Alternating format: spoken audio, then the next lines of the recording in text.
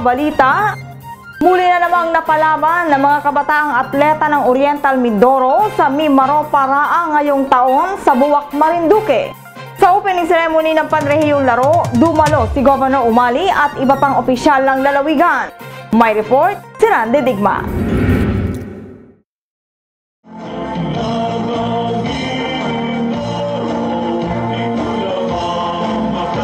Nakasungkit ng 25 medalyang ginto ang koponan ng Oriental Mindoro at nagkampiyon sa Basketball Secondary Boys sa ginanap na Mindoro Marinduque Romblon Palawan Regional Athletic Association Meet sa Marinduque Recreational Center and Sports Arena, Buwak, Marinduque noong Pebrero 15 hanggang 20. Ayon kay Provincial Sports Coordinator at CAD Chief Robert Mendoza, muling nakuha ng Oriental Mindoro ang third runner-up kung saan marami itong napanalunan sa ball games.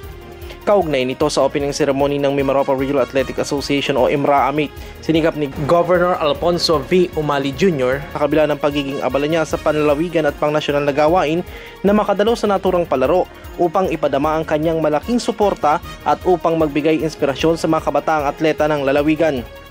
Kasama ng punong ehekutibo si 1st District Representative Salvador Paulino C. Liachon at 2nd District Board Member Martin S. Buenaventura na mainit na sinalubong ng mga opisyal ng Marinduque. Sa mensahe ni Gobernador Umali, binigyan din niya ang kahalagahan ng pagsasama-sama at pagkakaisa ng mga pinuno sa rehiyon. Kasabay nito, kinilala niya ang malaking inisyatiba ni Marinduque Governor Carmencita Reyes sa kahandaan ng kanyang lalawigan bilang host ng palarong panrehiyon. Alam niyo, for the first time sa history ng Mimaropa, tingnan niyo lahat na nakaupo, magkakasama ho lahat, hindi nag-aaway. Kaya, ito po siguro Ito po siguro ang sikreto ng Mimaropa ngayon. Kaya, pansin ng Mimaropa. At talaga ho nagtutulungan. Nagkakaproblema yung mga kasama natin, pero hindi mo papayagan ng ibang kasama natin sa Mimaropa na hindi tulungan. Nagtutulong-tulong ho yung mga nagkakaproblema natin. Pag tayo ay nagkakasundo, nagkakaintindihan, irregardless of political affiliation, alam nyo, napakalaking bagay. Tayo ho ay aangat, sigurado na aangat. At ngayon ho, isa ho ang lalawigan natin, isa ho ang lalawigan ng Mimaropa na siya ay dire-diretso angat at ngayon ay pansin na po ito. Kahit na ho, kahit ang panahon, alam nyo ho, matapos na tayo sa politika o hindi man, kung tayo ay nandiyan pa, ang importante po sa atin, tayo po ay nandiyan lagi, handang tumayo. At pag tinawag tayo ng ating bayan, tayo ay handang tumulong. Kaya makakaasa po kayo, hanggang nandito po kami. Makikasama po, lahat po ng mga leader ng Mimaropa, kahit po hindi na nakapwesto. Eh kami ho ay pinapangako namin sa inyo magtutulungan hanggang magawa natin ang nararamdaman natin, mga dapat natin, napakarami pang gawin dito sa ating mga lalawigan. 5,000 daw yung ating bisita, kung ngayon nila 5,000 ito. Pero hindi ko alam kung paano ginawa nila, kaya bilib na bilib kami, saludo kayo sa inyo. At makakaasa ko kayo na kami ho ay laging kaunti na kasama sa inyong lalawigan. Samantala, katulad ng nakaugalian sa pagsimula ng malaking programa ay ang pagpasok ng mga delegado mula sa iba't ibang lalawigan sa panguna rin ni Gob Umali at ni DepEd Oriental Mindoro OIC Schools Division Superintendent Dr. Maria Luisa Servando at DepEd Oriental Mindoro Assistant OIC Schools Division Superintendent Dr. Carlito Matibag. DepEd Calapan City OIC Schools Division Superintendent Susan M. Bautista, Calapan City Councilor Asel Agua at iba pang opisyal. Binuo naman ang may mahigit na 500 delegasyon ang nagmula sa Oriental Mindoro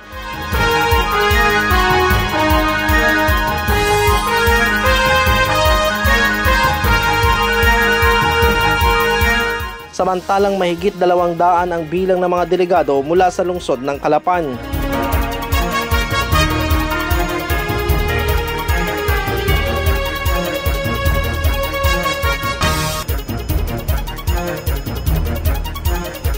Sa opening ceremony, magkakasunod na nagbigay pugay ang mga ito. Nauna na ang mga delegado sa lungsod ng Calapan, sinundan ng Occidental Mindoro, Oriental Mindoro, Palawan, Puerto Princesa City, Romblon, at ang mga delegado mula sa lalawigan ng Marinduque. Ipinamalas din ng mga taga-lalawigan ng Marinduque ang kanilang mainit na pagtanggap sa lahat ng mga delegado ng 5 lalawigan at 2 lungsod ng rehiyon sa pamagitan ng pag-asiste ng mga makasaysayang sundalong Moriones na orihinal na nagsimula sa kanilang lalawigan. Maliban naman kay Gob Umali, 1st District Representative Liachon at 2nd District Board Member Buenaventura, kasama rin sa mga opisyal ng delegado ng Oriental Mindoro, sina Provincial Engineer Elmer V. Dilay, Provincial Sports Coordinator at CAD Chief Robert Mendoza, Provincial Treasurer's Office Representative at Disbursing Officer Luis G. Valentino, DepEd officials mula sa Oriental Mindoro at Calapan City Division, coaches at iba pang konsernadong individual. Sa kabuuan ng makasaysayang palarong pangrehiyon, nakiisa rin sa mahalagang gawain sina Pasig City Representative Romanti Romulo kasama ang may bahay nitong si Shalani Solidad Romulo, mga gobernador at vice-gobernador ng 5 lalawigan at mga opisyalis ng DepEd sa buong rehiyon. Ron Digma, KPSM.